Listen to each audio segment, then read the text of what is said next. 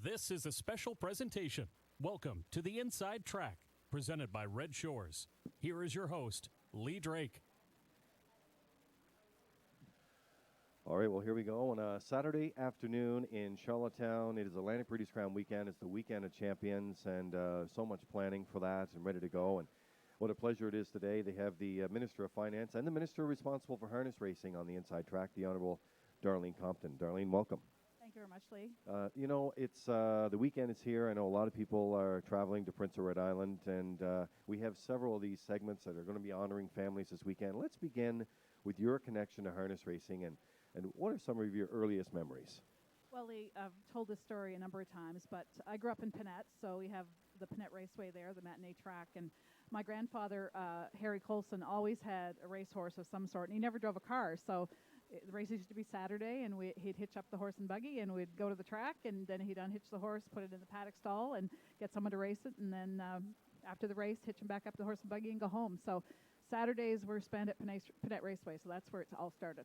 You know, I spent many years at Pinette Raceway as well, and I remember and just get to know some of the connections as well with harness racing there. So it is a long history, and I know your husband Russ is also involved in the matinee track program, which is very important. But talk a little bit about who are the people that maybe influenced you along the way into harness racing. Yeah, definitely my grandfather, Harry, and he was involved, I would say, in a small way. He was never a one of the big guys in the industry, but as an adult, we've got great harness racing supporters in the area, Dan Ross and Raymond White and Reg McPherson, all basically background in Pinette. And so those people for sure. And I was always interested and pleased with the number of young people that got involved at Pinette Raceway and, our drivers and trainers and really got their feet wet at Pinette. Yeah, those people that you mentioned as well, I mean, yesterday was just a record-breaking sale in Crapown. I know you were there and bringing greetings on behalf of your government,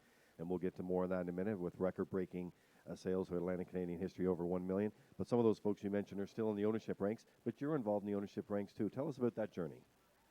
Yes, I am. And, as an adult, actually the first filly that I bought was with Dan Ross, and we went over to Truro to the yearling sale there, and I just went with a couple of the guys and said, I just want to go and experience it. I'm not going to buy a horse. And how many times have we heard that? And anyway, we got partners in a filly, and that was kind of the beginning of the most recent. And since then, have always owned shares in a horse or owned a horse. So yeah.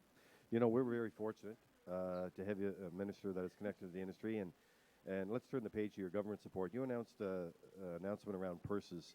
Was that meant to send the industry a message? Well, in my mind, absolutely, and in the Premier's mind. Our government, we're strong supporters of rural communities. We're strong supporters of harness racing industry, and all that entails. It affects so many different people in so many ways, and we see the importance of that. So as Minister, I'm very excited with the direction we're going. Now, Red Shores Properties, we employ a lot of people, invest in the community, support agriculture and tourism. Do you think other provinces would be interested in a model like this?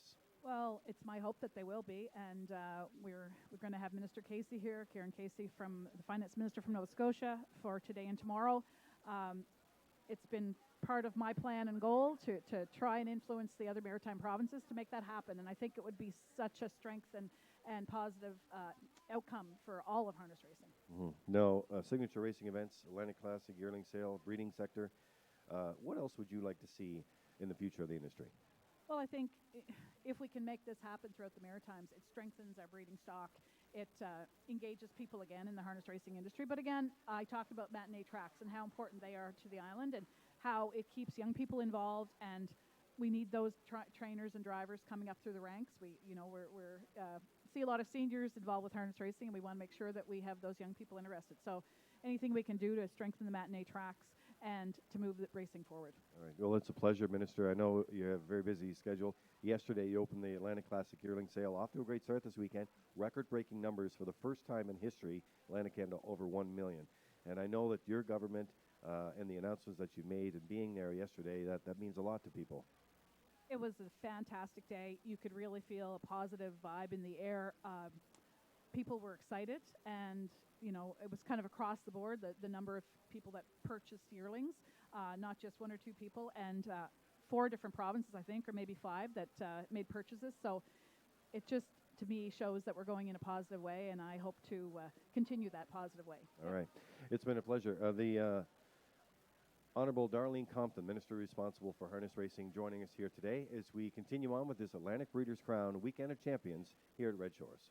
This has been a special presentation. The Inside Track was presented by Red Shores. Ladies and gentlemen, in race number 10 today, have a late driver change. In the 10th race, the number 1 entry, Smiley Bayama, the driver is Corey McPherson.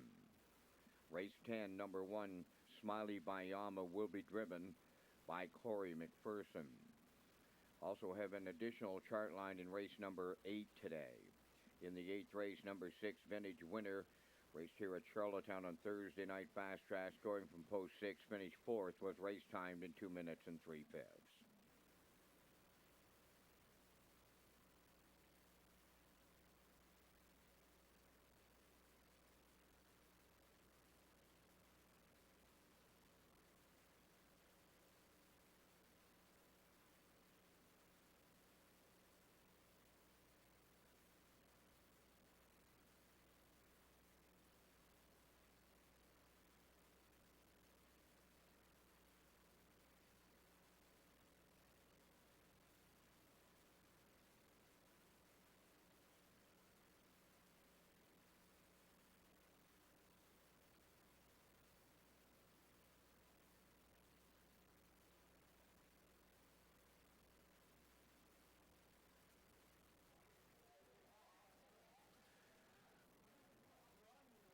If we can have your attention, ladies and gentlemen, have your attention, please. We have a vehicle that must be moved. It is a gray Dodge Ram 4x4, license plate number 221NH. That's a PEI plate, and it's a gray Dodge Ram 4x4, 221NH with PEI plates. This vehicle must be moved. It's in a parking area on the Homestretch Drive, and it must be moved right away. Thank you.